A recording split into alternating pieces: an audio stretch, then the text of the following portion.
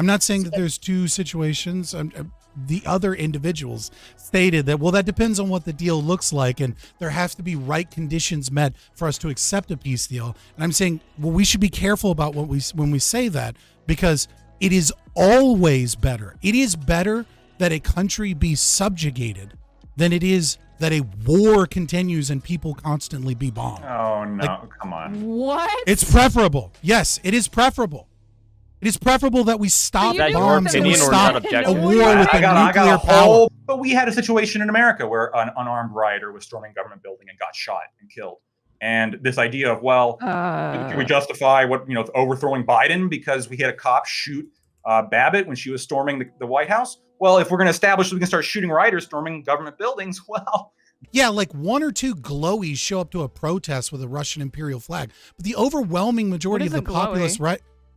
If you don't know, then...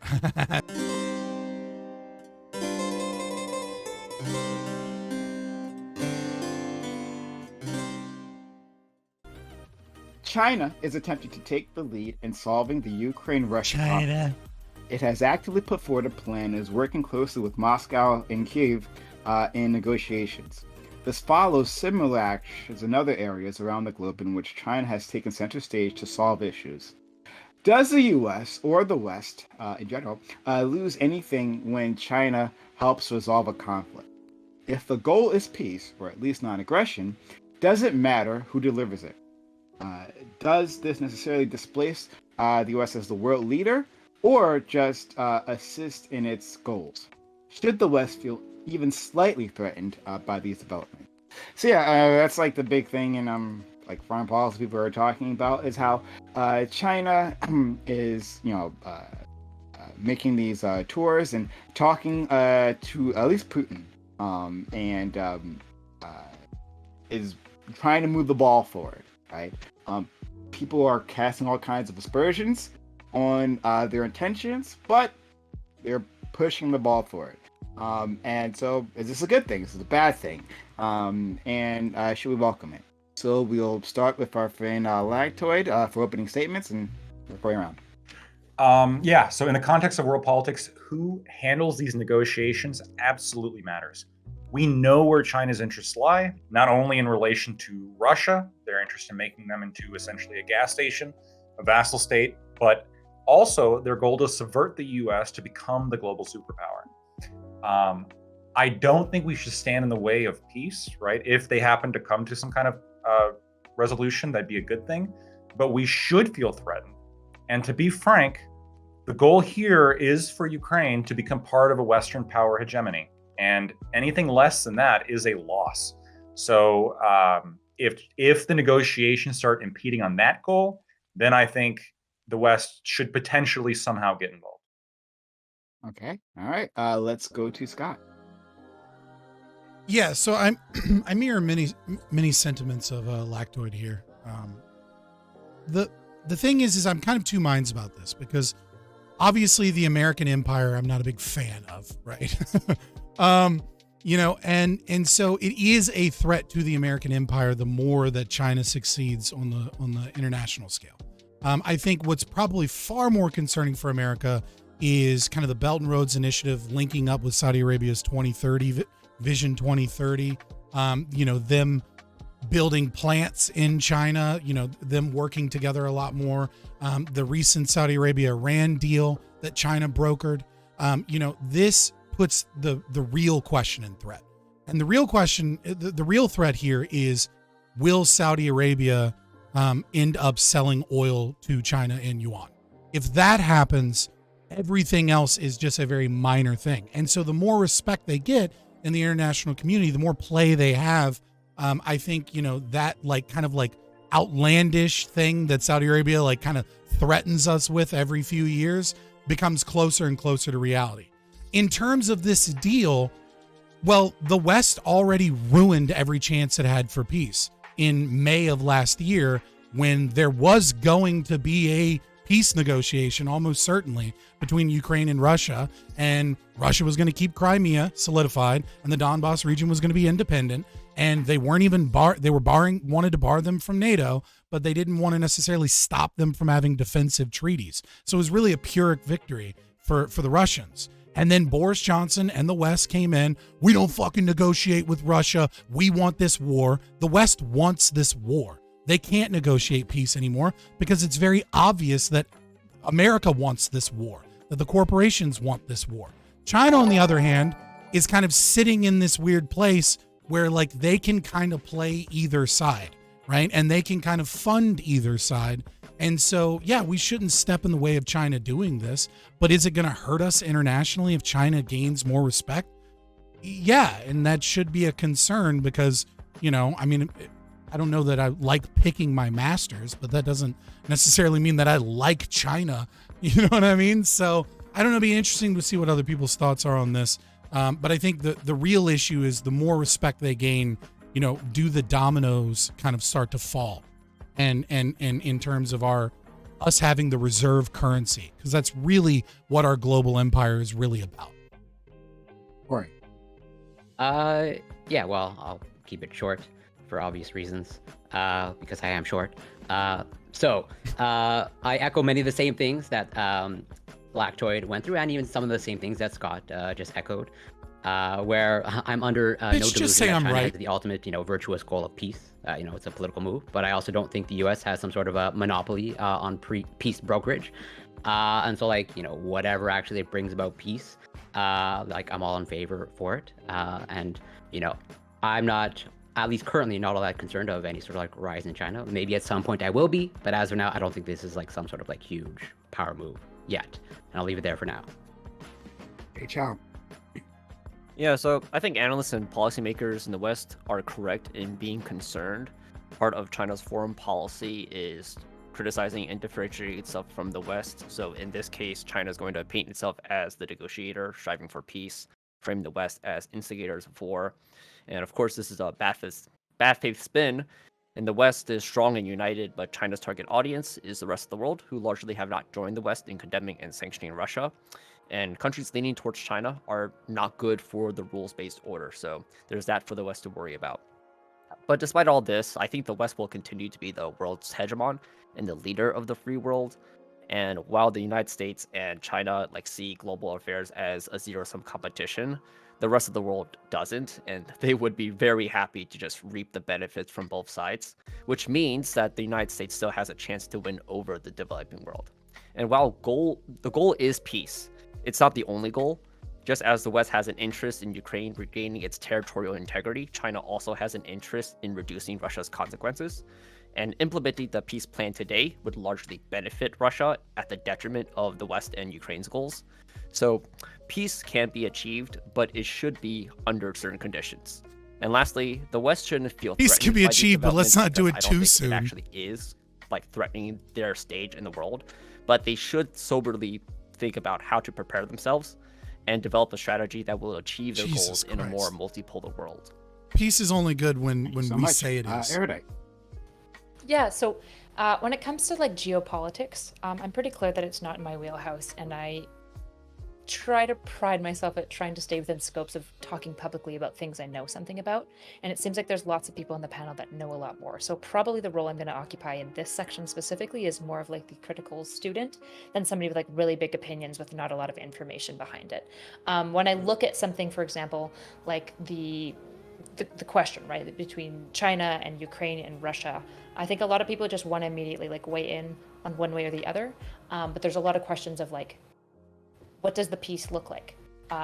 What does it mean for Ukraine specifically in these peace negotiations? Is Ukraine getting what they want, or are they getting steamrolled in their sovereignty? And so for me, I have a lot more questions about like what China's peace would actually specifically look like than just like China bad or Apologize US for good. burping. It was muted on one thing and not on the other. Yeah, I got two real points here that I'll make really quick. The first is I think the first part of this topic is a little erroneous because China's relationship with Ukraine is functionally dead. China's been seen as largely pro-Russian by the Ukrainian basically leadership, and so while there's these overtures, it's more of a symbolic dance. If there is any kind of like credit that China deserves, it's actually the Saudi-Iranian relations. Excuse me. They've actually been able to help mediate some of their relationships to where the Saudis and the Persians are talking, which is actually really surprising. I do find that a bit concerning because they're building a bit of an anti-Western coalition, which obviously I'm against. But if there's any points that they deserve, is that. Finally, I just want to get into, if we can, during the open panel, how much the U.S. is openly now in favor of ending the Putin regime by any means necessary. I don't think people realize that's actually what's on the table. But yeah, that's my opening. Thank you. Nina? I did mute myself. Jeez. Okay, so this is obviously a lot of moving parts here because all geopolitics obviously is going to be like that, right? But to answer like a lot of the just base questions, like does it matter who brokers the peace? I agree with Nancy Erudite where it's like it depends what that looks like, right? So like it really doesn't matter at the end of the day if China talking to Putin, right, gives them an off ramp to leave Ukraine and save face. I think that's actually a really powerful way to go about it by going through, maybe instead of like being like, oh, we're taking the L from America, we're like, oh no, we're taking a W from China or something like that. So I think that's totally fine if that's like where it's going to end, because China had a lot of did have a lot of economic value in Russia. Obviously the fucking ruble just got gigantic nosedive after, the invasion happened. And war is not good economically for them. So if we're talking about every country, obviously is always going to try and benefit themselves first. That is just always how it is, and that's kind of how it should be to a reasonable extent, right? But there is no benefit for China to have Russia, one of their biggest economic partners, where they had $19 billion invested in their industry, to have them invading another country and then getting sanctioned. There was no benefit for them. On top of that, Russia lied to them. They said that they were not going to actually try and take over the entire country, if I'm just being very general about it. So they're pretty pissed off about that too, to begin with. And I don't know if you guys saw like the article that Prime had linked, but like Putin looks like scared when he's talking to Xi Jinping.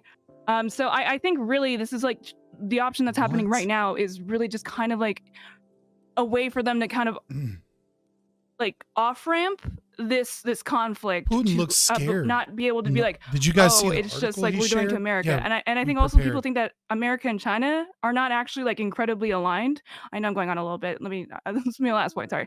But like China and America talk to each other all the time. Like there is like meetings that they had like 4 months ago, or that it came out 4 months ago, that like we economically are so based off of each other, like so like symbiotically related, that it's not like we're like these like crazy like diametrically opposed enemies. Like we actually like align very well together economically.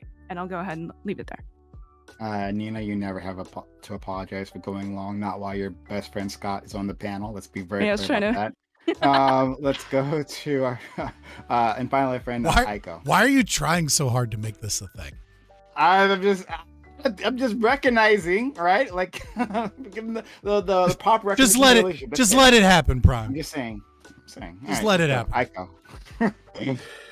Yeah, you have to have faith in that relationship. You don't have to ship it. You can just watch the fireworks happen. All right. So listen, when I think about China and what it's been doing lately, I think about, which is interesting, fossil fuels, because all of these countries that China's making these overtures to, like making Saudi Arabia and Iran sort of kind of work together. That, of course, we know about their relationship with Venezuela. Their relationship with Russia is like improving, constantly, as we can just see here. And what those countries all have in common is that they are fossil fuel countries. They're specifically oil. And there's another country, Australia, which is the number one source of the highest quality coal in the world, and they had a falling out with China like over COVID-19, and China's been patching that relationship up too. And it's because they're trying to fuel as much economic growth as possible off of relatively cheap, discounted fossil fuels, even as they maintained like their position as the number one manufacturer of renewables, like wind and solar technologies and batteries and everything, EVs, everything. So they're laser focused on energy. And it seems to me that it's going to be very difficult to eliminate that as a threat, like for our country. And one of the things that they're doing to sort of increase their legitimacy here is to try to become this broker. But in the process of doing so, they're obviously not providing any good options for Ukraine in this deal. Like it's even as nebulous as it is, even if you were to do the most good faith interpretations of what the offer is, and we can get into this on the back and forth, there's really nothing in this offer that could in any way be appealing to Ukraine, in my opinion. Like the West doesn't have to like tell Ukraine not to do a deal like this, because it is not in any way acceptable to them specifically. Open panel. Can I just say for the record that I think we should be a little careful when we say, like, what does that deal look like? I do understand that, right? No one wants a peace deal where like Ukraine is just like totally subjugated by Russia and they give up, right? Like that's like nobody wants that. The Republicans want that. Let's be real here. Maybe you got to get off. Yeah, Twitter. I could probably regardless. answer this, or Anyways, like at least give like, a little bit of clarity on no, what this peace deal actually could look like. I actually haven't asked a question for you to answer yet. You're just interrupting because you don't like where I'm going. So what I'm saying, like, I have no idea where I you're understand that, right? but I think it's also important to say that, like, letting the perfect be the enemy of the good in a situation where war is continuing is almost a diabolically evil thing to say. Like, well, it's not quite the right time for a peace deal, so let's keep letting people get bombed and killed is actually, like, honestly, I find to be like a contemptuous and disgusting. Okay, so you don't have any hear. actual like solutions. You're just kind of virtue signaling. No.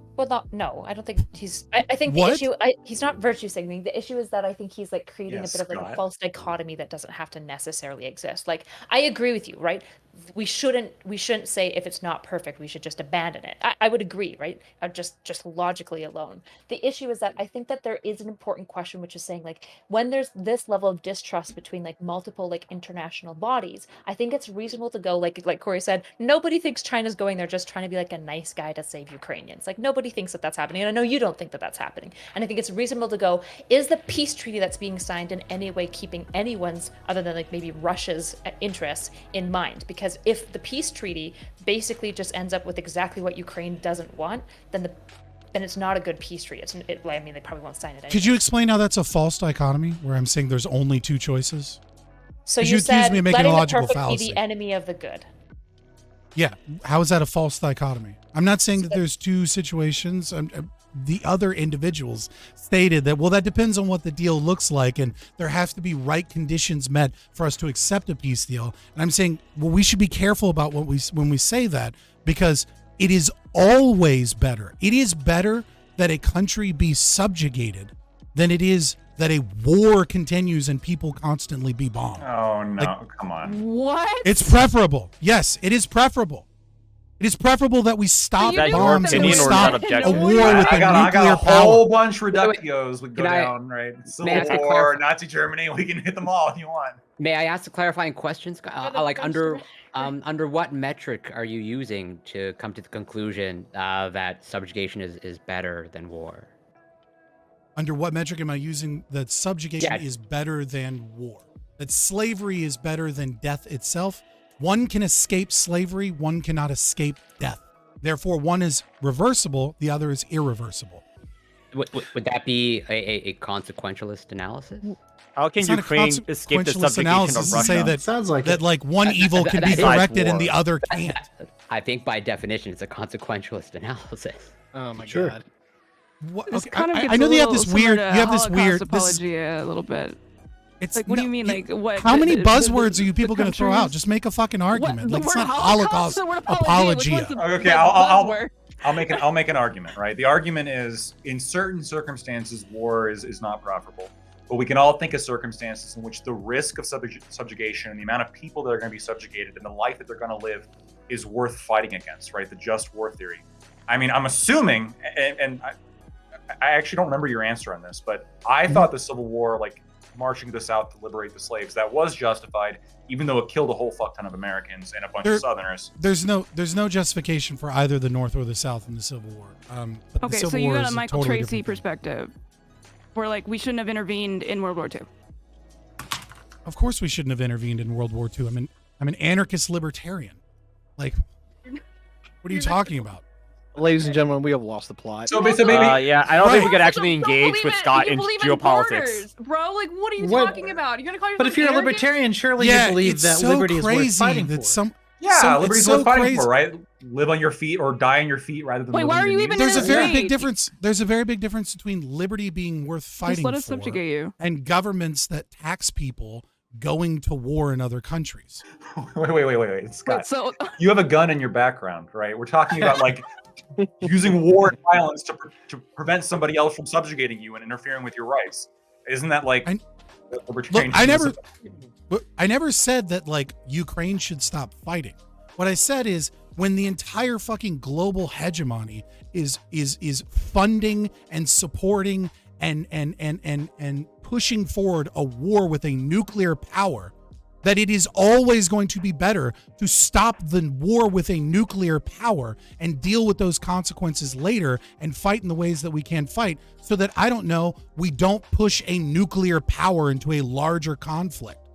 well, I mean, like, as it stands right now, Wait. Ukraine and Russia are both running PSYOP campaigns Russia's nuclear to try and policy accuse the is- other person of moving into Moldova. And if that fucking line gets crossed, then all of a sudden we're talking about an actual NATO ally, not a pseudo NATO ally, right? Like this is a dangerous Moldova's- place that we're in. Okay. Moldova's not in.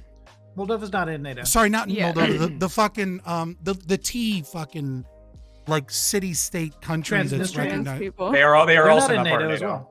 Turkey. Transnistria is Moldova. No, not- it's just not- a not- breakaway. It's a breakaway, but in order to get into Moldova, you have to move troops.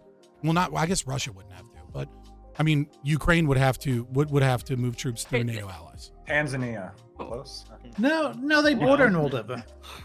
Yeah, like I gotta look I- at the map I'm- again. borders Moldova, bro. Yeah, take a moment Hey. to look at the map so you know what. Let me look at the map again. I might be wrong Yeah, on yeah. this. No, one. Lactoid, that's the That's fair. origin of humanity.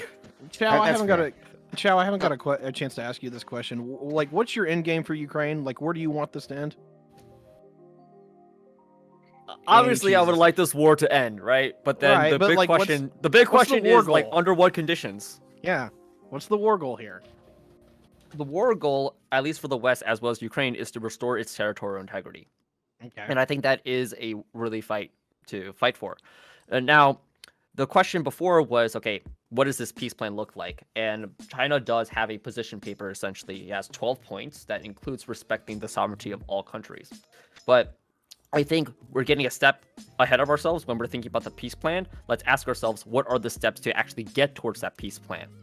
And that often includes a ceasefire. And that doesn't necessarily mean that we are going to be getting a peace plan. So the fear from both the West and Ukraine is that if there were going to be a ceasefire, then it is going to allow Russia to organize itself, to mobilize more troops, mobilize more of its logistics, get more organized just in general, and then launch another offensive maybe in the summer. And this is just not good for Ukraine. Just because there is a ceasefire, especially when Ukraine has the momentum in pushing Russia out of its territory, then yeah, like it's just not good for them. It doesn't have the momentum right now. That's the problem. It's Okay, yeah, because It's of muddy winter, like it's yeah, pretty it's much of muddy a season right stalemate, now. and like there's the Battle of Bakhmut.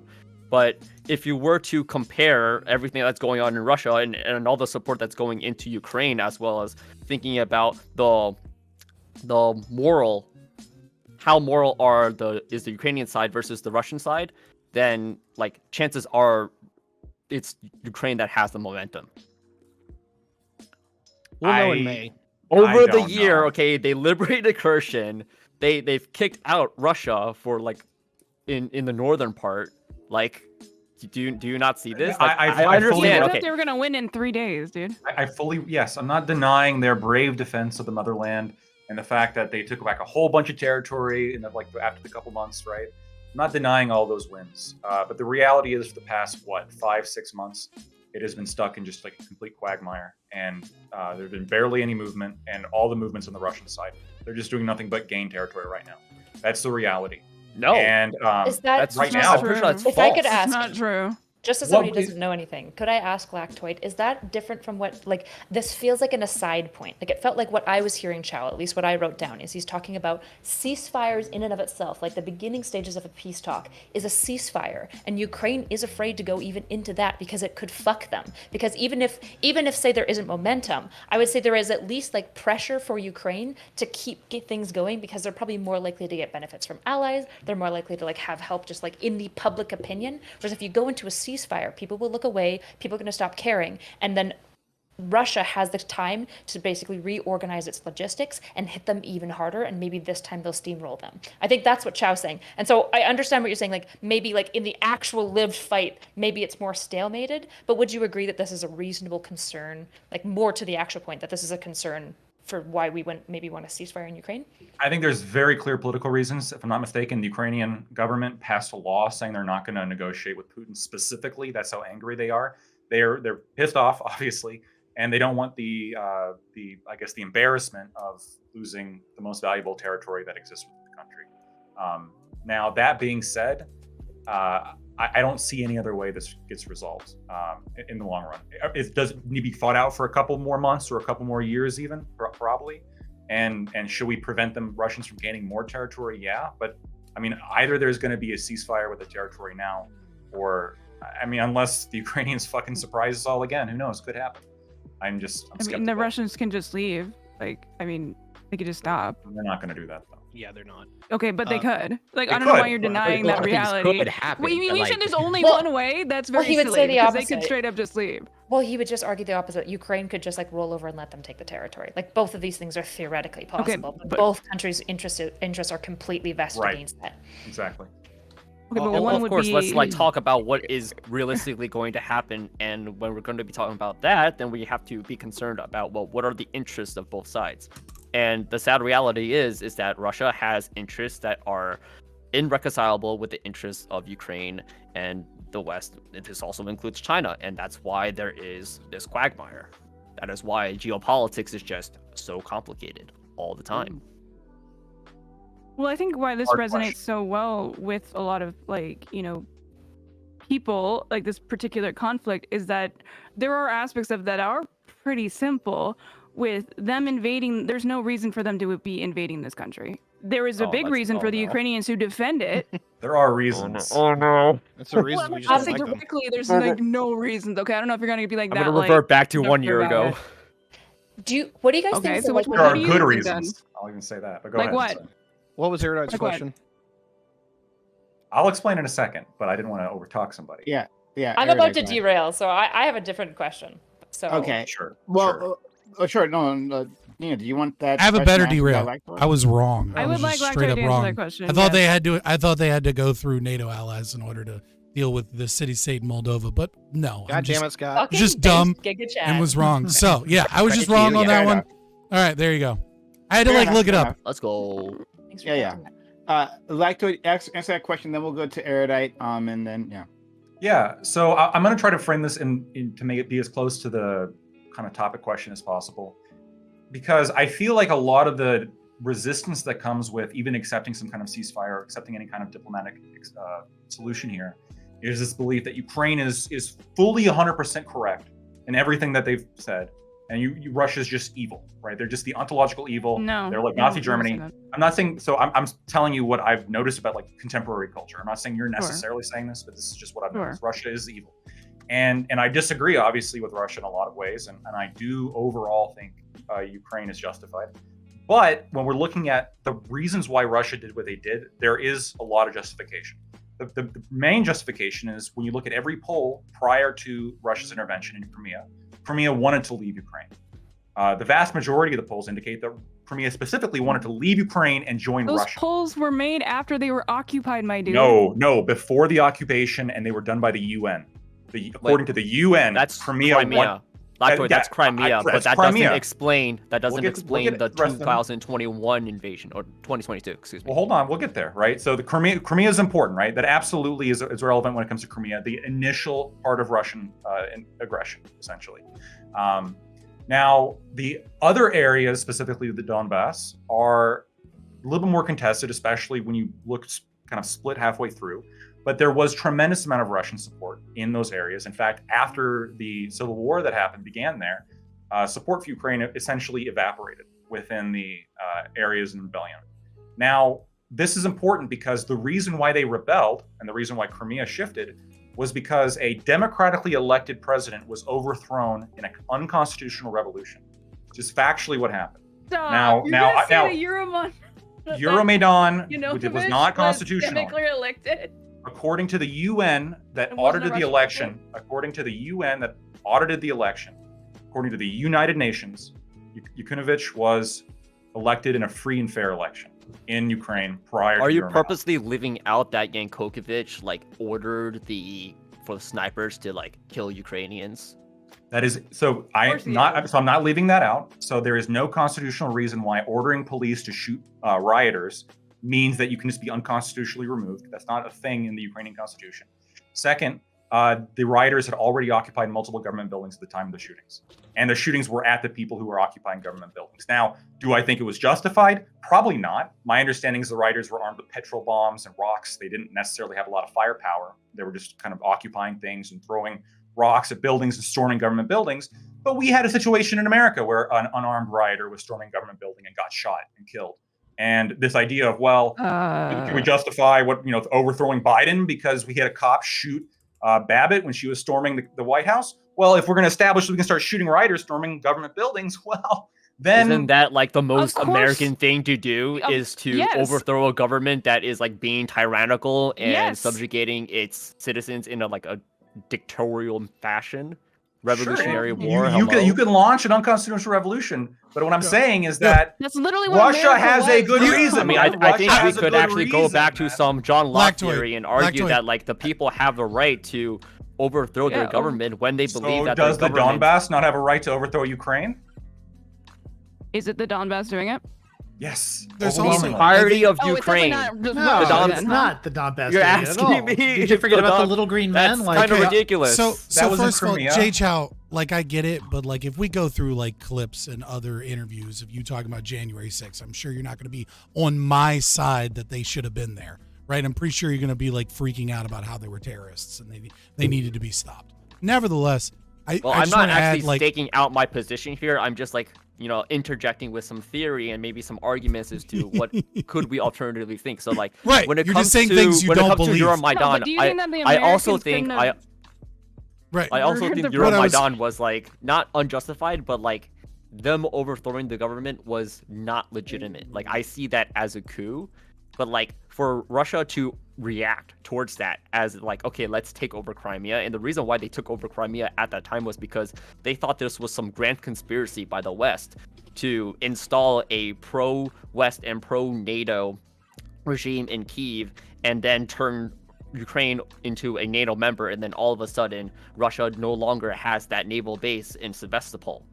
That's why they had such a sense of urgency to do that. But they were completely wrong because they're just delusional. They were delusional in 2014. They're delusional now into You're just saying they're delusional based off of what? The Council on Foreign Relations opinion? We don't fucking know. It just so happens that the CFR is a what groups of Navy SEAls identify as a pro-Ukrainian group. You know what I mean? Hyper-paranoid about relax. the West.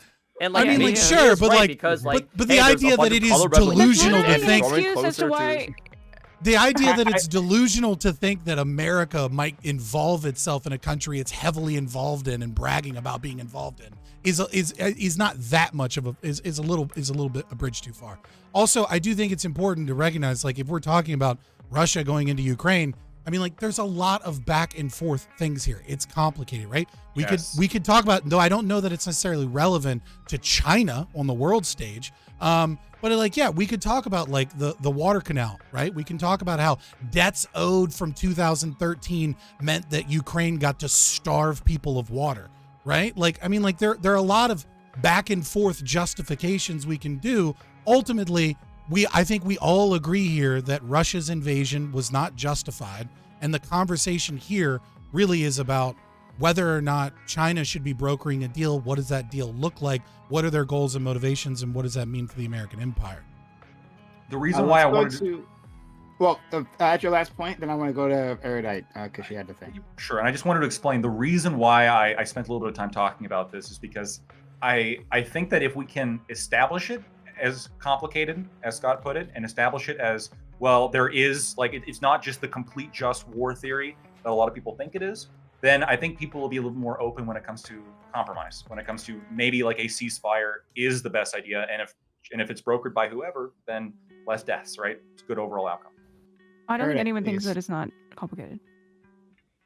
I'm kind of curious. So I have a bit of a question that's going to be an aside, but I actually want to ask you, Lactoid.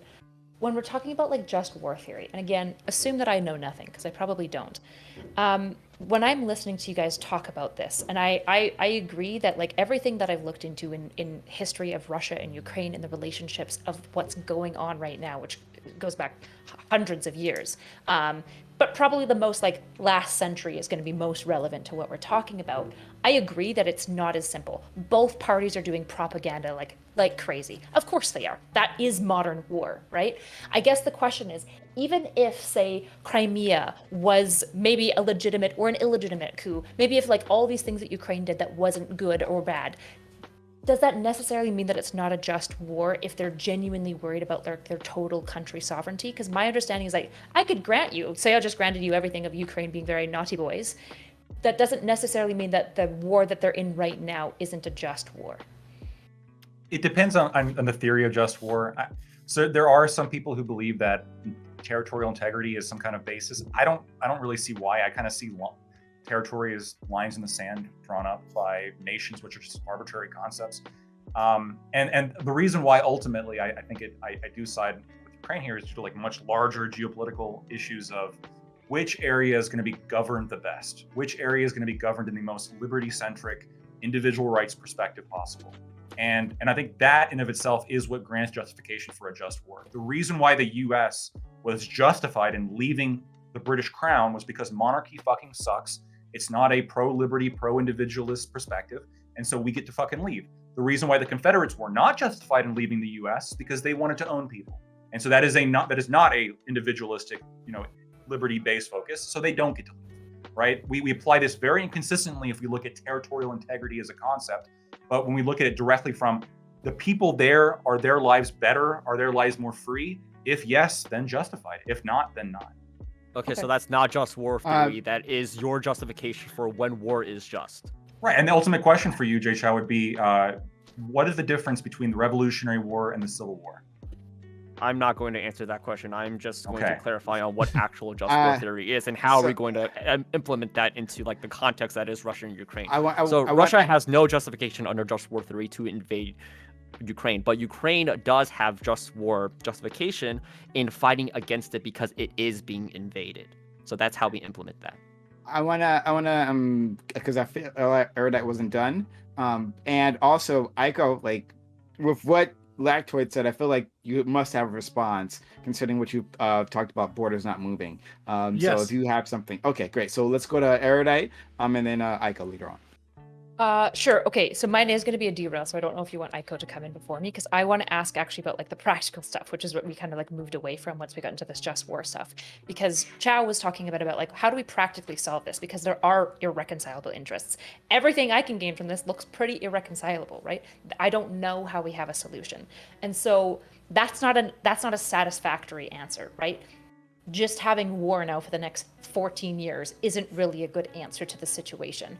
I'm curious what you guys think about the likelihood of, for example, civil war and unrest occurring within Russia itself, and for example, like a major leadership overhaul, like an assassination on maybe Putin himself. I think the assassination is low. Do you think there's any chance of like actual like civil schism that would usurp the authority? I think it's extremely low. Yeah, because like Putin's hold on his people, like within the government, is like really tight and strong. Like they either are loyalists, or if they like step aside, then they mysteriously die by like suicide, or like they fall down the stairs somehow. If you protest in Russia, I want to. If you protest in Russia by yourself, about China. If you protest in Russia by yourself, yeah, Well, Why did you you both wanted to cut interrupt? in That's a and real I question. cut in. Right? What I was is just going saying. on? I was just trying to say a quick point. If you protest Don't worry, to I can- back up Jay Chow, like if you protest in Russia as an individual, the cops will bring a person dressed as a protester, so that you're now in a protest group, so that they can beat the shit out of you and arrest you. Right? Like Yeah, he exactly. has a stranglehold on his people. I was just trying to Yeah, support so, you. Sorry for interrupting. It's okay. And like on top of that, like a lot of people may point to Russia's military incapabilities in Ukraine as like, oh my god, they're falling apart. But Russia has like a really strong and competent internal security in order to quell down any sort of resistance. And a lot of the protests that we have been seeing from Russia, one, they're very little, because people are just leaving if they disagree with the war. But also like that's isolated towards cities and like urbanites, whereas most of the population of Russia do like Putin because he is a strong man, and they also rely on Moscow for funds and subsidies. I think over time, though, there is a thought that like as the sanctions grow stronger and stronger, affecting Russia, Bacon and then cheese? maybe Like what? it's going to affect those groups of people. But for the most part, That's a the idea poverty meal, of my there guy. being a popular That's like, I need to go to the protest and grocery unrest store, but like or I have even, 2 like, days an before internal payday, and all I have government is bacon coup, and a military cheese. coup as well, is very, very low. So I want to get Nina. You want to jump in quickly? Then I do want to get to Aiko because I know you must have something very interesting to say. Go ahead, Nina. I think one thing that we're kind of forgetting here is like that China's has a lot of their fingers and a lot of like connections within the Russian government. They specifically have focused on getting people around Putin more interested in their agenda, and like they're probably more influential if we're talking about a regime change type thing, where it's not like Putin has a stranglehold on everybody. They have, again, as I was saying earlier, kind of like using the same phrase, like an off-ramp in a way, where the Chinese would be a little bit more sympathetic to maybe somebody else if they want to like get up there, you know what I mean? Like that's something that we already know, and I think that's something that we're not taking into consideration. Go ahead. I actually Aiko. disagree with every part of that. Oh my god, that is insane. Okay, I Okay. do want to get Aiko. Then you guys can. I don't know respond why. to that.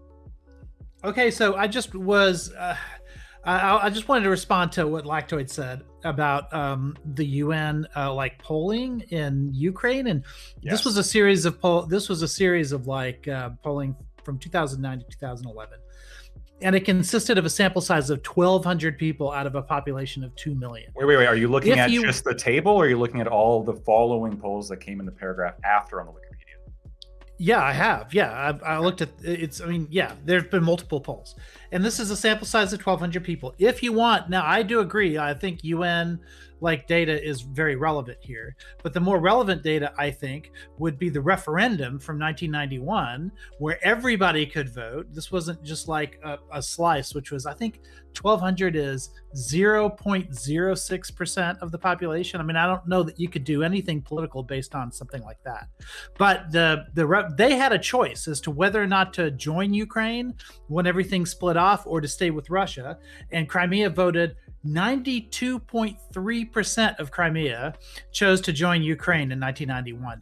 That's the last legitimate referendum that we have on this. Now, you know, if there needs to be another vote to determine like what that number would be today, I'd be very interested in the results of that, because there's been a lot of ethnic cleansing since then, and there have been a lot of people sort of pushed out of Crimea. I would want to know that they were able to return to their homes and have an opportunity to vote before I would allow us looking at another like set of data again on that. And you'll never know like what it would be like if there hadn't been like the purging of the Tatars, you know, under the Soviet Union, and all these other like horrific events that have happened since then, the Holodomor. Echo, But- I was on a Good bottle time. in 1991. I'm old as far as Twitch is concerned. And this, oh, by the way, so yeah, this leaves out like a ton. First of all, the Tatar, I mean, we're talking like way before all of this. The Ukrainians never had a solid presence in Crimea. It was the Tatars, and the Russians came in. Yeah, I agree. Crimea and replaced them should be with its own thing, Russians. right? It should just be Right. handed back Well, to the but Tatars at this point. Right, but here's But- so real quick though. This is the important part, because in 1991 there was that vote. Now, Crimea was part of Ukraine at the time because they had been ever since Khrushchev back in I think 1954 transferred it from Russia over to Ukraine. So it wasn't like staying with Russia, moving to Ukraine. Right, it more was a about- Russian It was more about keeping the status quo. Now, the important thing is in 1992, they declared independence. And the government of Ukraine went to them and said, no, you cannot do that. So instead, what they did is a referendum on complete autonomy, and they can have their own government, right? And that referendum overwhelmingly passed. Overwhelmingly, they wanted to be autonomous within Ukraine. They didn't want to have the government in Kiev ruling over them. And the referendum won. And then in response, Ukraine, the government there dissolved the new autonomous government created in Crimea, moved in and reincorporated it back as a part Well, of the yeah, of national course, because government. Ukraine was essentially run by Russia at that time. Like they haven't had their own they've been basically Russian puppets until 2014. So of course that's what they were. Because they're like 94%. That makes perfect sense that they did that. Yeah, because they're like almost 90% Russian. Obviously, right? No, they're not. They're not. I've looked at the numbers on this. It's over 60. It is majority ethnic Russians right now, but it's about 60%. I can send you that data. But hold on. That's not the point I'm trying to make. The point I'm trying to make is goes beyond that, because every time people try to look at history is decide, okay, where should we redraw borders now based on some period of history that I have that I prefer over some other period of history. That essentially puts us back to the way that the world has lived, pretty much since the dawn of man. Borders constantly moving, the movement of those borders, raising tensions and causing people to fight each other. Now we're in the middle of war now anyway, so to say that we should just move it back and then not even think about it right now might not be super realistic. However, any opportunity that you have to stop a border from moving, we should take, because we live under something called the international rules-based order.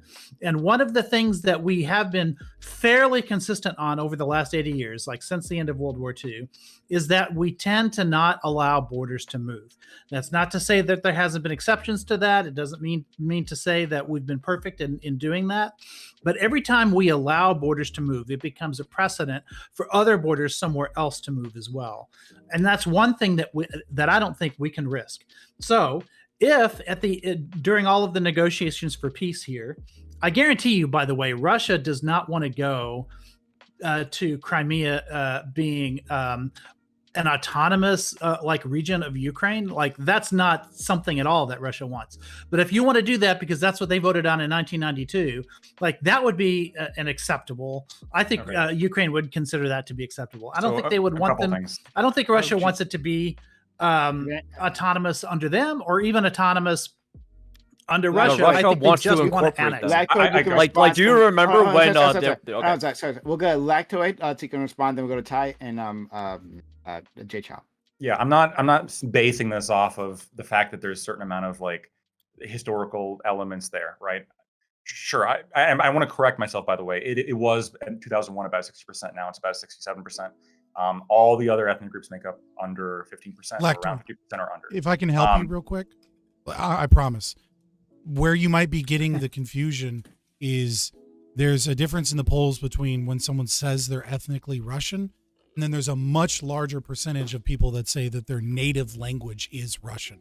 That could be it too, right? It could be that percentage speaks Russian, right? And when you look at so does Zelensky. Right. And when you look at the polling, but it's not a native language, right? Their primary language. No, Zelensky's an ethnic Russian. Russian is his first language. Okay. Nevertheless, I was just trying to help with the confusion. And when you look, and again, when you look at the percentages of the polling done, and you can say the sample size of the UN poll was wrong. Every poll uses sample sizes. That's how it works. Crimea, since 1991, has consistently moved to be either independent, or completely autonomous, or part of Russia. And most of the polling since 2011 has been they wanted to leave Ukraine specifically and join Russia. But it's not based on any kind of historical ethnic claim that there is to land. I fully disagree with ethno-states, and I think the blood and soil concept's ridiculous. We can get into some Native American reservations. I think that'd be an interesting discussion later. But when it comes specifically to this, I'm talking about you have a group of people in an area that live there and have lived there for decades, and they have specifically voted for a candidate that was unconstitutionally removed. That's the point that matters. You have, and they don't want to be there anymore. So the question is, and there is some UN precedent for this as well, right? Every every person in the world, ideally, Their media was shut down too, by the way. yes, every person in the world ideally has a right to self-determination, and that means that yes, according to the UN, that's true, and that means if you vote, you must have some kind of right to like vote in your party or your people. And if the person you voted in gets unconstitutionally removed, in some cases, that's a right to leave the country. We gotta go to Ty next, because Ty has been waiting patiently, unlike the rest of the people. Jay, Chow, Corey, and Nina. I don't care about democracy though. So. I was about to have an aneurysm there. All right, so one of the things that I largely do agree with ICAO on, or Rich, but I'm not 100% with, is that the rules-based order that we have largely is borders can't move except if you vote on it. One of the big things that was one of the big reasons we didn't jump whenever the Russians walked into Crimea is because we believe that their people wanted to be part of Russia. Which is one of the many reasons why we didn't jump at it. The problem with Crimea, in a nutshell, is that geographically speaking, it makes sense to be part of Ukraine, but demographically speaking, it makes sense to be part of Russia. Russia and the Russian people tend to be incredibly hierarchical within their structure, and they do believe in ethnostates to a large degree. When it comes to what we're talking about with the geography, Crimea is a peninsula which has no fresh water. It gets all of its fresh water from a place called Kherson and a little dike that runs all the way down through the canal. Long story short here is that you can't live there without Ukraine. And that's why there's a big kind of push to where both sides want a vested interest within Ukraine. Not only is it strategically important, but no one can live there without actually having everyone in agreement.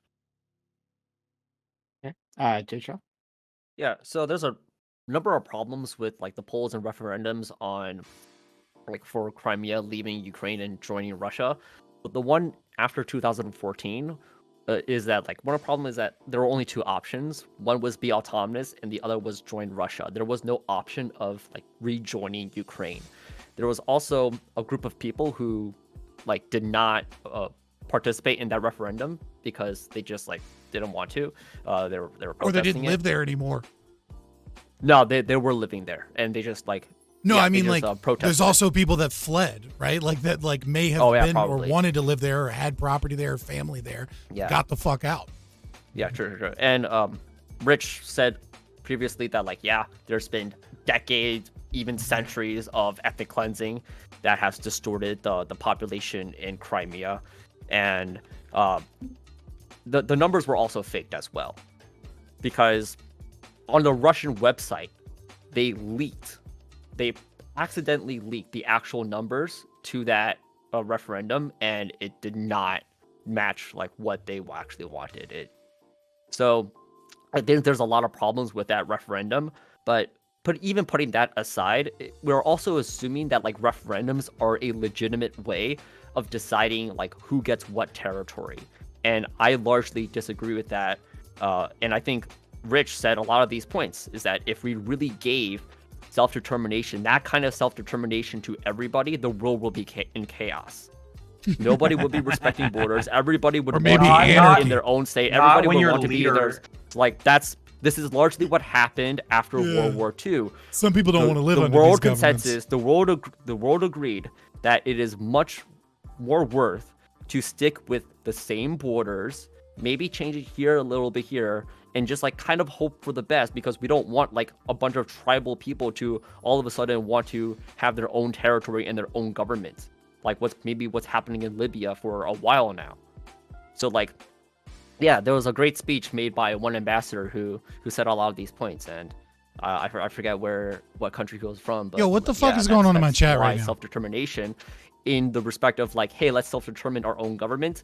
That is like, that's not good. But self-determination in the sense of, hey, let's have like a democratic. But like seeing like your nose is productive, and I saw something about. Okay, cool. I saw something about a little hat. I'll let you have a quick response to that. I just wanted to make sure like we weren't fucking hacking people for being Jewish here right now. I love you, but I do have to actually disagree with you on this one. I hate you. Yeah, I know, right? The Western world says we don't like borders to move. That's not true.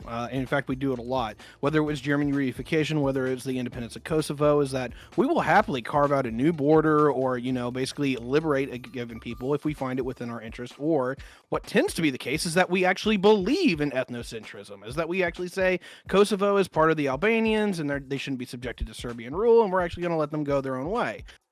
If anything, to me, it's the microization of different ethnic groups who don't want to be a part of some greater whole. Is kind of the reality. That's why we didn't have a problem with Ukraine being independent from the Soviet Union. That's one of the reasons why we actually support Russian separatist movements, but don't tell anybody that.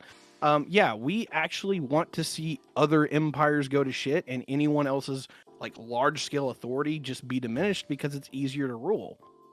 Yeah, but I just see that as a matter of convenience and having that be just like a band-aid over a larger problem of, hey, let's just like carve out this territory and give it to this group of people in order to solve this conflict.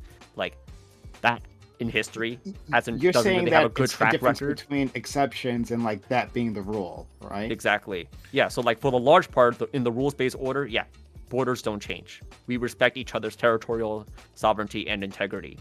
In like really bad cases such as the Sudanese civil war, then we will make some exceptions because we're just like, okay, there has to be some sort of a solution to this in order to end things. So maybe there could be a solution to the Russia-Ukraine war that has something to do with changing territory.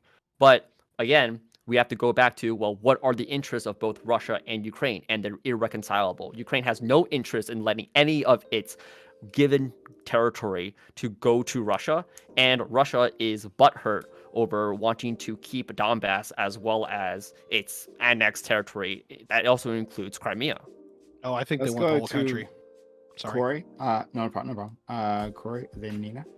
Yeah. Well, I'm also going to slightly disagree with Jay Chow as well. As a Quebecer, a real Canadian, I have to basically have to defend referendums. Because Quebec had a referendum in '95, remember correctly, where we narrowly chose, or like 50.5% of the population chose to stay within Canada. And I think there's somebody said for referendums. But I just want to briefly touch upon what Lactoid spoke about earlier, or alluded to in terms of you are correct, Lactoid, that's how polling works. So just a small sample that might represent a larger sample. But as far as I know, you don't rely on polling data to establish whatever autonomy or sovereignty, or that's where the referendum comes to play. And where it's with enough select polling, in Quebec, you can maybe establish a justification for Quebec autonomy. But we didn't do that, and we had a referendum. So I don't think citing polling data as a justification is appropriate. That's a weird critique, man. There's a war going on. We can't do a fucking vote right now. He's just talking about understanding what the population feels, right? I don't think he's saying the polling alone is what should be used for this. I think he's just pointing to the fact that these people very well may have felt a certain way. So I'm not disagreeing fully with that. I'm just saying I don't think it's the strongest argument to make. That's all. I want to address the argument. Actually moment. Right. So I think this is, if we're going to be honest with ourselves, I feel like this is a little bit of cherry pick, or I think it's cherry picking. I think it's sort of inconsistency. I think it's, well, when it supports us, yes, the data is all good, but when it goes against our interests, well, polling is kind of shit. I mean, yeah, they had a referendum in 1992 that they overwhelmingly voted one way, and the Ukrainian government came in and threw it all away. But that's, that was 1992. That was a long time ago. But then 1991 was even longer ago. The reality is, according not only to the UN, but also according to the Kiev Institute, International Institute of Sociology, according to Germany's largest pollster, GfK, according to Gallup, according to the Washington, D.C. Pew Research, according to every single poll, and there's been so many done, according to all of them, consistently, incredibly large majorities of people have voted, we don't want to be part of Ukraine anymore. And large majorities of people have also voted to specifically leave Ukraine and join Russia. And if you can you have to contend with that. The reality here is, and I bite the bullet on this, I'm not democracy means all, the end here, right? We get to sometimes dictate what people do. And in this case, I don't think that people, because it doesn't serve Western interests, I don't think these areas should be able to democratically leave. But if it was up to democracy, which all of you supposedly care to, or pretend to care about, then they would not be part of Ukraine. Okay, right? democracy in its purest form, democracy in its purest form is really cringe. It's not about the democracy sucks. Go ahead. It's your turn any which way. So yeah, and then would I go? If let's say, what are you saying that the numbers were for the people that wanted to join Russia? I mean, according to like which poll? So according to whichever one. So That's not my main question. March 12th to 14th, Germany's largest pollster, GfK, 70.6% of Koreans intended to vote for joining Russia. 10.8% restoring the 1992 So if Quebec, 70% of them wanted to join America, do you think America is then okay with invading that country? This was literally the Or UN province? case. The UN case was You're literally. not answering my question. I'm going to directly answer because the UN case was Okay. on Quebec, right? And the argument that the UN put forward as to why Quebec couldn't, the Canada would be justified in preventing them from leaving the country completely. No, we're was- not talking about that. We're was talking about because- another I'm- nation. I'll get there. No, I'll get there. no, I'll get there. I'll get there. I'll get there. I'll get there. Let him finish. So Okay, the reason why they weren't justified in leaving Canada, whether it be to be independent, whether it be to join America, whether it be to join any other fucking country, the reason like the tribunal said that they couldn't do that was because people in Quebec had democratic rights and their vote for president mattered just as much as anybody else, and they were not discriminated against for being Prime Quebec. Minister. That was Prime Minister. Sorry, that was the reason given by the tribunal. Now, Ukraine is different because the president that all these areas voted for got removed unconstitutionally. It would be like if we unconstitutionally removed Biden and then Californians were like, well, fuck, we don't want to be part of America anymore. We're going to put Trump back unconstitutionally. And then we say, no, fuck you. That is the actual comparison. Now you could say, well, I still don't think California. Yeah, that would be leave. fucked It's if still not California legitimate decided to do because like that What do you happened mean? after the invasion. That happened after Russia, who were already there, decided to occupy Crimea, and then the referendum happened. Euromaidan? Look, Yeah, Euromaidan Russia was happened in first. Crimea before Euromaidan. Like Hold on. Like What? the I problem don't, I is don't think that so. I question think mark? Euromaidan actually happened first. the problem is No, I can okay, stack okay. wait, So like okay. Russia had leased the Am I just naval really base. quiet? Like the Russians Like, were or do I in need to- Crimea Yes, already. You are kind of quiet. You are Okay, kind of well, quiet. Let me I'd see be if careful, I yeah. can fix that. Go ahead, Jicha, finish your point. I do want to get Taiko, who's there and kind. And I'm quiet, and now people tell me. No, not you. Oh, that was No, Ty. you're Not it's you. Tiberius. Tiberius was trying to talk. Go ahead, Jicha, finish whatever point you were making, and then I want to go Taiko. Okay, yeah. So then, like, it's still illegitimate for Russia to invade Crimea, or even for Crimea to go to Russia, because Euromaidan happened, and then Russia was like, okay, let's take Crimea like instantly, which they did. And then the referendum happened while it was being occupied, and they were the ones who administered the referendum. So like obviously, even if you were to compare this to Quebec, that's just a false comparison. The UN definitely would not see them as the same. But what if Let's China hunt. came in and brokered a deal? Yeah, what if they with did the referendum in Quebec, Crimea? right? What if Since they that's what the oversaw it? fucking topic is about. I'm just curious. What Just if then for reference- China came in to broker that deal? interesting Euromaidan thought. what protests if? happened in 2013, Yeah. and they Well- annexed in 2014. Listen, I got- Lactoid what I like thought. keeps bringing up the it's a UN poll. I mean, I think obviously if anyone was going to like administer a referendum or oversee the administration of a referendum, it would have to be the United Nations. And also, I'm for a compromise here. If you want the 1,200 people who voted in that poll to be able to go to Russia, like I'm fine with that. That's a solution that I would support. But really, the bigger question is if we do a referendum in the future, and I think that's what it would have to take. If we were going to say that Crimea like legitimately like is going to have its official borders, like internationally recognized borders, moved, and you're going to have a referendum, then we're going to have to decide who gets to vote, right? So if I Check own one, a two, check house one, in two. Crimea because my family's gone back there for generations, and then I had to flee because the Russians invaded, and the Russians took my house and gave it to a Russian that they imported into Crimea, does that person get to vote in the referendum, or does the person who owns the house, who's been ejected from their house for the last decade or so, do they get to vote in that referendum? Like, I think that matters. And This is also, like, infinite if, Yeah, skepticism. Mr. Property Rights. This is the ultimate skeptic, right? Like we will never believe the polls when they go against what we want to say. But if they said the opposite, I'm saying let's do it. then I'm saying let's do it. First of all, Oh, the you said taking 1992 12 referendum that you keep referring to, I'm okay with that too. Let's give them autonomy within Crimea. That's fine. Well, what would be the line of credulity? That's what Lactoid's asking. And I think like I think having some again, in my limited understanding of these things, and in like a lot of Ukrainian friends that I've talked to as well, I think there is reasons to be somewhat skeptical of polls that are coming out of this location specifically because of the the complex ethnic relations of who is moving. Like it's such a transactional space of who's living there and moving in and out, and what the origin and history of who these people actually are. So I think that it's valid to say there's reason to be skeptical of some of these polls. But I think, Ikel, the question is, what is the line of credulity? What would be required for you to go, yeah, these are good polls of the population? Yeah, I would say that they would have to go to the same process that we saw during German reunification, that we saw when there have been other major votes like this, where we know that everyone who should have a right to vote gets the opportunity to vote, and then this is the sort of thing that can't just be made to happen over and over and over and over again. We have to know that the people who have the right to live there, even if they're not there now because they were pushed out, had an opportunity to vote. And I absolutely think that it's possible that people could vote to go into Russia in such a situation. My guess is if they had an opportunity in a free and fair election, they would probably go more for autonomy than they would be for being subservient to either state.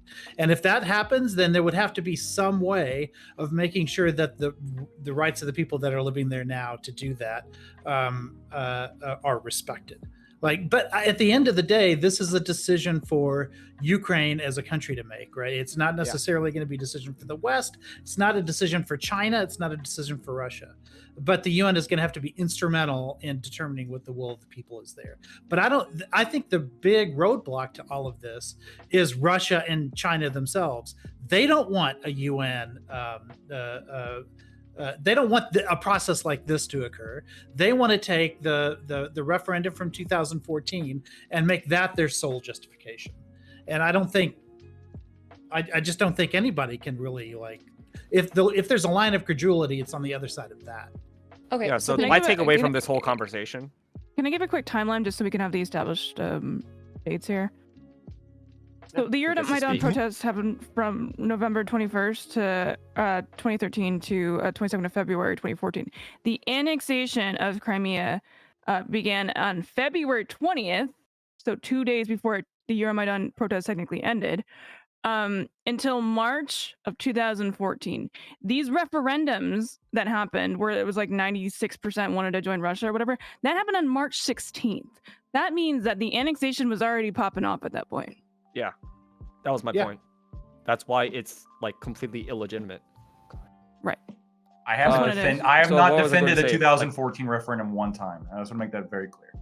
Okay, so my main takeaway from this conversation about referendums is that it is not the solution to this problem.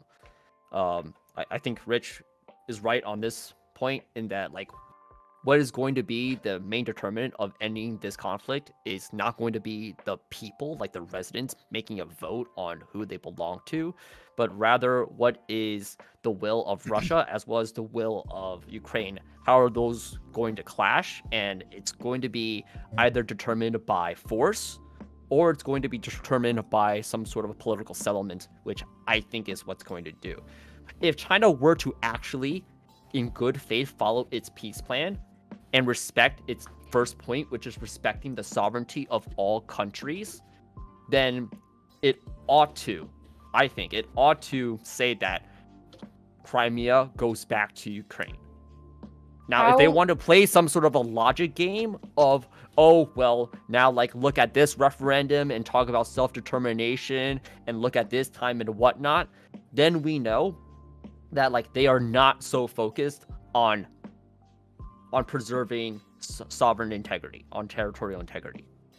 How much of a nothing burger do we think that these peace talks between China and all these things? Because as far as their first tact of respecting sovereignty of all countries, it's not like China themselves have a super good history of respecting sovereignty and things like that. So how much of one way though? So yeah, but how much of a nothing? Because a lot of times it feels like China and these countries are doing a lot of big political moves to like make waves, and it like mostly ends up being like large nothing burgers that nobody cares about. Like, how much do we think that China is likely to engage in good faith with these peace talks? I'd be curious what you guys think. 0. Yeah, I mean, let's just ask them. We'll have a referendum in Crimea. No if referendum. They'll have referendums in Tibet and Hong Kong. Wow. Shots fired. I will take that. Let's do it. Right. The original topic, right, is dealing with kind of China being this negotiator and doing other things, right? Tiberius D and I both mentioned the recent deal between Iran and Saudi Arabia, and the fact that more people on the globe are seeing them as not necessarily an unbiased or neutral kind of negotiating partner, but as someone that, hey, at least they're not the West, because the West is so severely biased in this direction. And so I think the real key here is not whether or not China will be able to broker peace. I don't really see that being a thing so much as what I think this is China's ability. And Xi has to he's on his 3rd term, right? And this is not normal, right? And so I think he has to, right? He has to establish his Belt and Roads Initiative, right? Which I don't remember. Jay Chow, you probably remember the original name of it. But Silk Road Initiative, I think, or something, or Silk Road Policy, I think is what it was called, right? He has to establish himself as legitimate, right? He has to keep proving to everyone around him that it's good that he's there and that he's doing great things, and nobody should want to get rid of Xi. And at the same time, being able to come out for peace puts him in direct opposition to the West that is coming out very pro-war. Now, the centrists and the leftists and the left-wing people and maybe a lot of people that might identify as liberal, right? They don't see it that way. But if you were to look at the right, and especially if you were to look at other countries, when Biden is, giving a speech at Poland, when NATO chiefs are saying Ukraine will be in NATO and things like that, I think a lot of people do see the West's position as a pro-war position, that they want this fight. I see it that way. NATO is a defensive alliance, right? I'm just gonna keep right. talking. Did you know that? I mean, do you know that? Do you know that they couldn't join NATO if they're occupying Crimea? Basically by the rules of NATO, they already couldn't join. What does that have to do with what I said?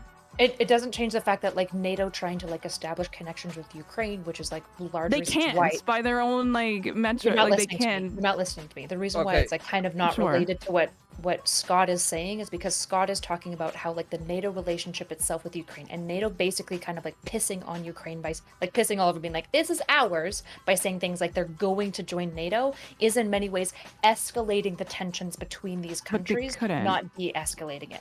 No, they can't. No, they literally no. I promise you, we NATO, can. No. The NATO. What do you mean we?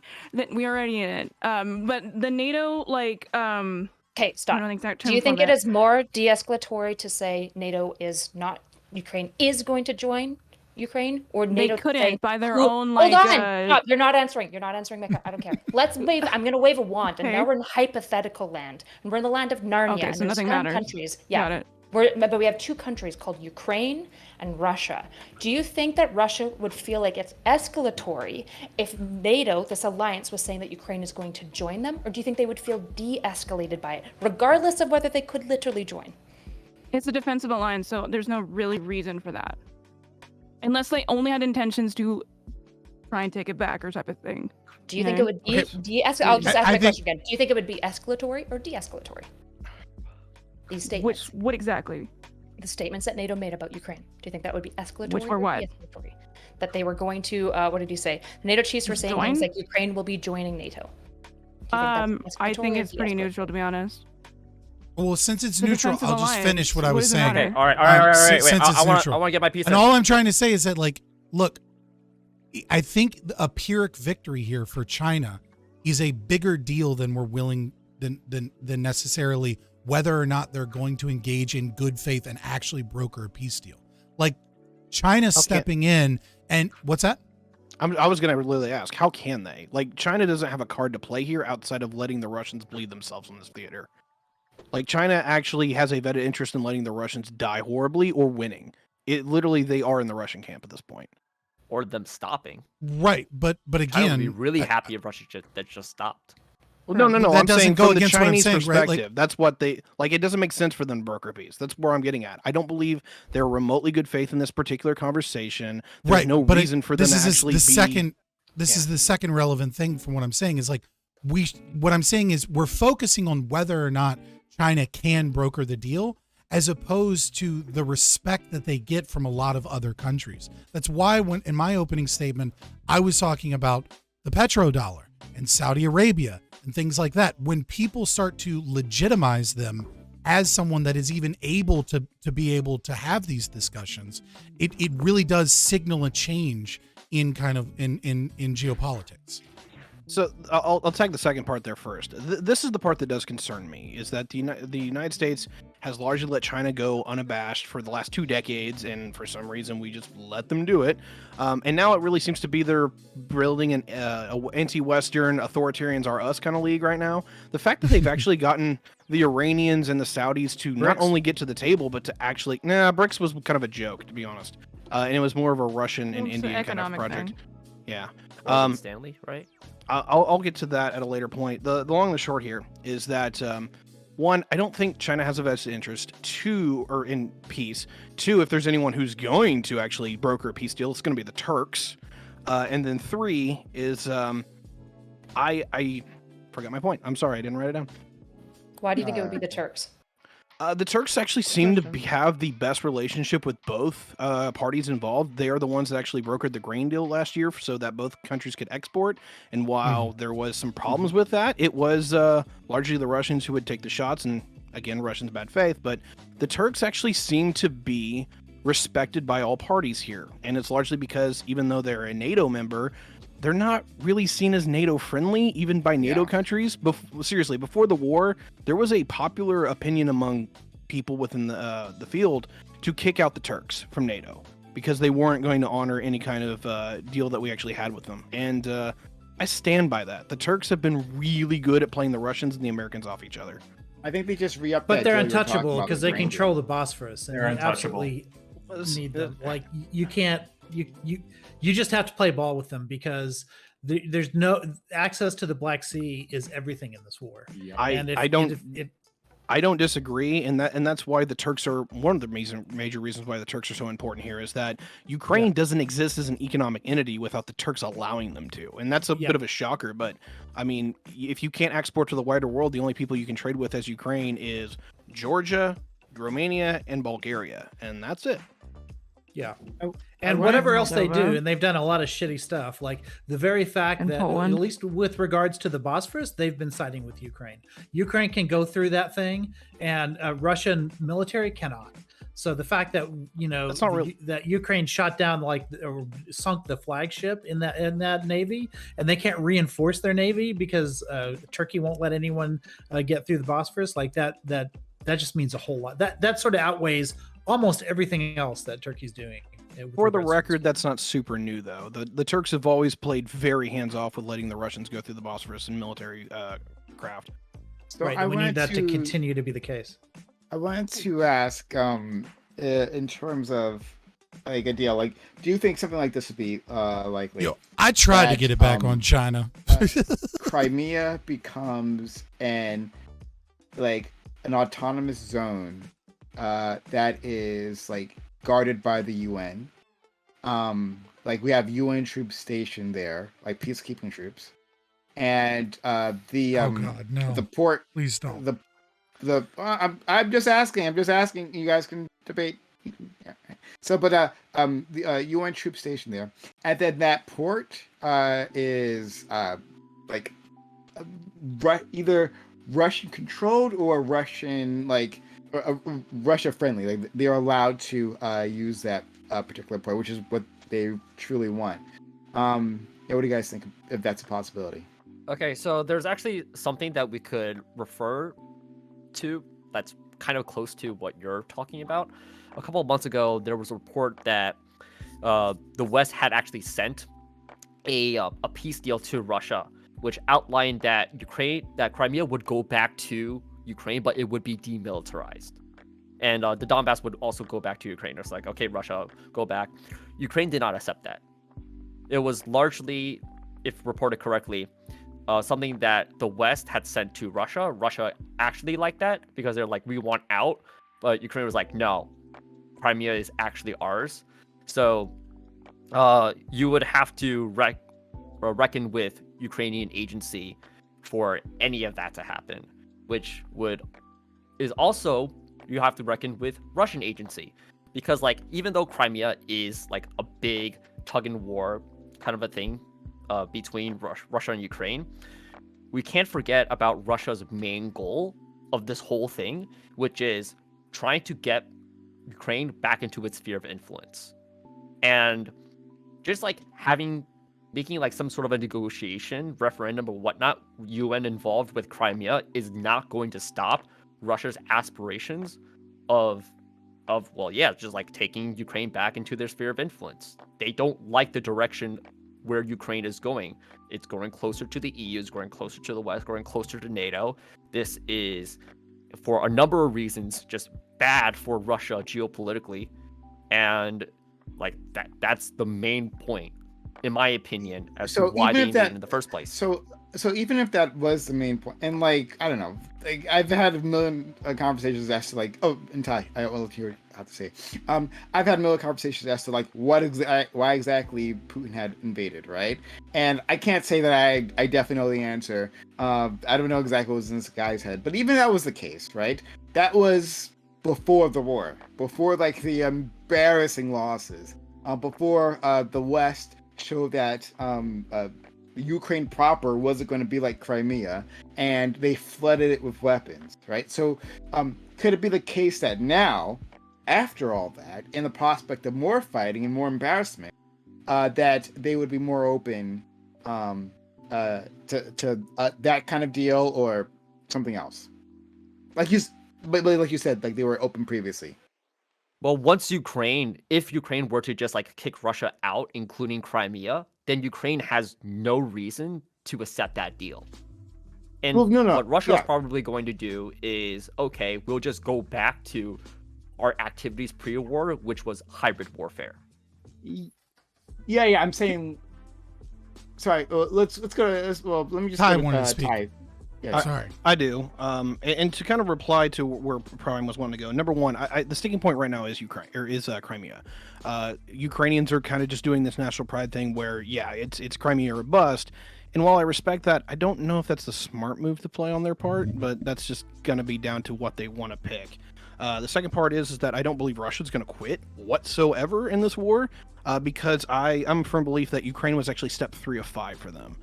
Ukraine was never the end game for them. The fact that we're in the situation is because the Russian plan went to shit, which is not surprising because it's a Russian plan, but that's a whole other conversation.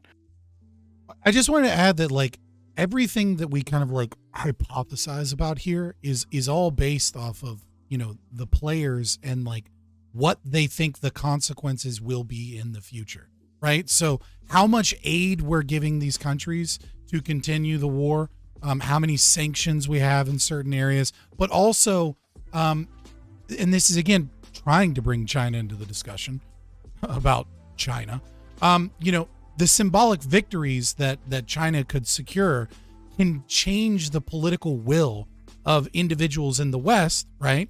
And it can change the way that politicians engage, right? If China gets enough positive press, and there's enough positive press around like we want peace, and like the West doesn't want peace, but like other countries are stepping up to the plate to try and bring about peace, even if it's never a good faith deal that they work out, even if it's purely symbolic, it can change the way someone in the UK sitting there that was like has a Ukrainian flag in their bio but has really high energy costs feels about the next election. And the way they feel about that election can change the way that politicians feel about the rhetoric that they have and how much aid they're willing to give, how much support they want to give. So like this is an incredibly complex thing. So yeah, we can talk about like Crimea is a sticking point, but like what happens if the political will to continue the fight and the funding for this war, right, starts to evaporate. If there's less money starts coming in, all of a sudden you're going to see a very different feeling about like what the sticking point is if the situation on the ground changes because of the funds and support you're getting. That was a question, especially in October, because that was when all of the energy costs were supposed to like spike, which they did. But then also like the Germans were supposed to freeze in the dark, and like natural gas the warmest winter ever open in time, and all of that. Like there was that ad from RT that said the Germans were going to be eating their own hamsters for Christmas. All kinds of like weird, crazy claims. But now that we're in March, like literally like the last day of winter. Today is the last day of winter, so tomorrow is the first day of spring. So we've got a couple of hours. Actually, no, Germany's already into spring. Yeah, Germany's there. So we're done. Like there's no more freezing in the dark like narrative, and the cost of natural gas is like way back down, like almost to pre-war levels in Europe, and the natural gas stores in the EU are almost full, which they should be way more depleted at the end of winter. So that means next winter they're going to be prepared for storage entirely. So I think the narrative of energy prices like eating away at the unity of the West, I think at the very least we're like 12 to 18 months away from. I mean, you say that, but we just had SVB collapse, and SVB collapse didn't occur just because tech industry. Let's not go here. I am going to go here. I have something I really want to add to your point earlier. Come on, man.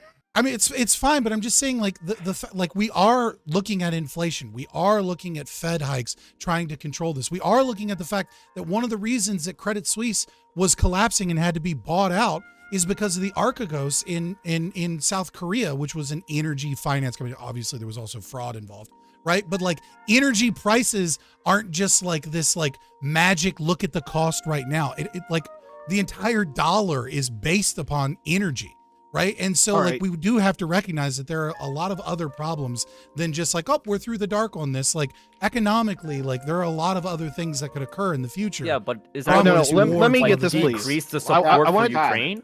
I want to take his point. Yeah, all right. I want to take his last point and I want to merge it with his first point.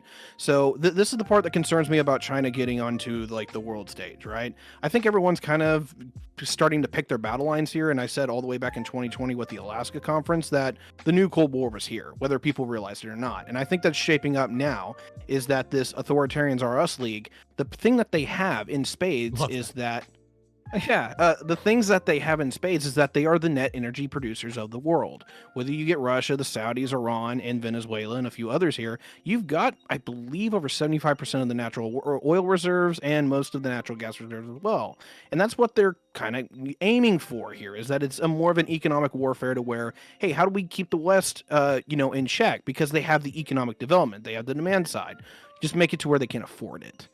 And this is one of the reasons why the Saudi Iran conversation scares the shit out of me, because while that is still majorly going to India and China, that is the break-even point for how Europe's been able to fuel themselves. That's the deals with Bahrain, right? If China can make moves in the Middle East to where you have OPEC but with teeth, Europe's got a problem because they can't get stuff from the Russians because they boycotted them.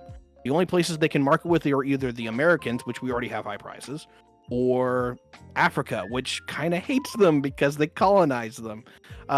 This can be a disaster if the Americans and that's the West my doesn't play their concern too, cards. Tiberius. Like I said in my opening, like we start looking at all of these symbolic victories. If that's enough to convince the Saudis to start selling fucking oil in yuan, like that's it. The dollar is no longer like secured to be the reserve currency.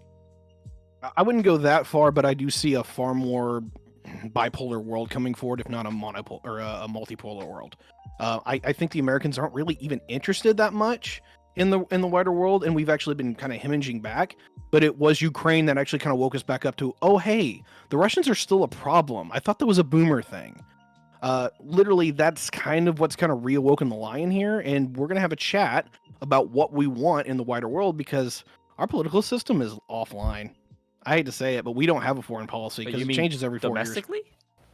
Or So the problem is, in the way that I put this is that to have an active foreign policy, it can't change every time you have a new president in the administration, right?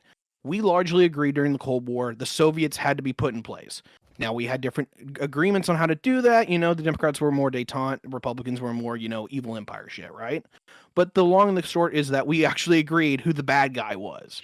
We're not doing that right now. Like, there's a lot of folks within the populist right who are like Putin good and spouting a lot of Russian talking points. Just looking at you, Tucker Carlson.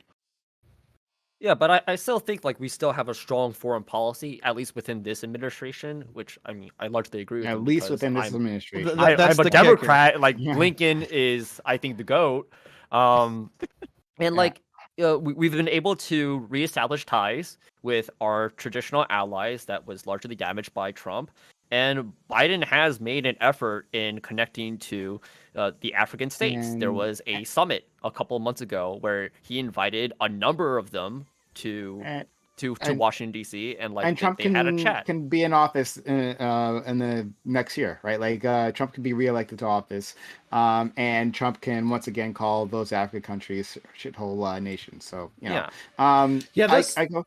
And then this brings me back to something Nina said like earlier in the panel that I kind of wanted to address when she said, "Oh well, Republicans support Russia here," and it is true that our two leading presidential candidates have been making like those kind of talking points, but the majority of Republicans like in Congress right now still support Ukraine, still oppose like Putin pretty strongly, and I don't like one populist election like might shift that. And I know that when I say the majority of people in Congress, like that doesn't include Kevin McCarthy, and I know that he's like he's a wild card there too. But so far there at least is like a sliver of hope that the parties can sort of develop some sort of unified approach when it comes to foreign policy. It just doesn't look great when it comes to the potential nominees for the party right now. But I don't think it's impossible. Like I think this can be regained. I also think Republican parties are just ridiculous. dinosaurs. This charge is ridiculous. Come on, Scott. Nina was the one who was. I got a response, so you can respond to Nina. I'm ready to move on to the next topic. Okay, yeah, just really quick. I get what you're saying, and I think this is a conundrum for the Republicans, particularly because obviously we know a shit ton of Republicans love the military industrial complex because a lot of them are paid by them, obviously. So it's really interesting conflict that we're seeing within the party where there's like a lot of these like really hyper right-wing like psychotic like MAGA, or not MAGA types, but like the more QAnon types are incredibly supportive of like, I mean that's very generalized, but of like Russia in that way. But there is a lot of the establishment, which is kind of the divide we're seeing within the Republican Party right now. I think that's kind of what you're getting at, where it seems like there is like the psychotic like social conservatives and then like kind of like the fiscal conservatives, and those are a little bit oh my god, I'm so stoked on my spit. Sorry. Neocons. Yeah. Where the Russians are coming for me. Where I think that there is a weird divide where they can't really they don't know what line to necessarily hold at that point, because there obviously is financial benefits to supporting war. Obviously, as we all know, Lockheed Martin and stuff like that is a very big presence there. But in terms of a conservative, Ted Cruz and the natural gas industry, stuff like that. Dude, you've got like half a right winger here. Can the half a right winger on this left wing panel say something real quick? Oh my god, like you said many things. We're gonna. I want to move on we have like all of these people talking about. Nina, are you even done your thing? I got ADHD's kicking in, so I'll just let it slide. It's fine. Okay. This ridiculous charge that everyone is saying that like the populist right is pro-Russian. Yeah, like one or two glowies show up to a protest with a Russian imperial flag, but the overwhelming majority of the populist right. If you don't know, then well, can you just tell the me? rule about it is Instead I of can't being tell you. Annoying about it. Yeah, if you don't know, I can't tell you. That's just the number How do you one rule of spell glowies. Glowy, GLOWIE. You'll figure it out. So the rule is you don't say it. But anyways, yeah, like one fucking glowy shows up at a protest with a Russian imperial flag. But anyways, The overwhelming majority of the populist right is isolationists. They're not pro-fucking Russian. They're anti-war, and they're populist, which means they're against the military-industrial complex. It is the rainbow capitalist neoliberal and the like left-wing progressives that begrudgingly support them because they have the same presumed social values that are leftists supporting support fucking Ukraine. war.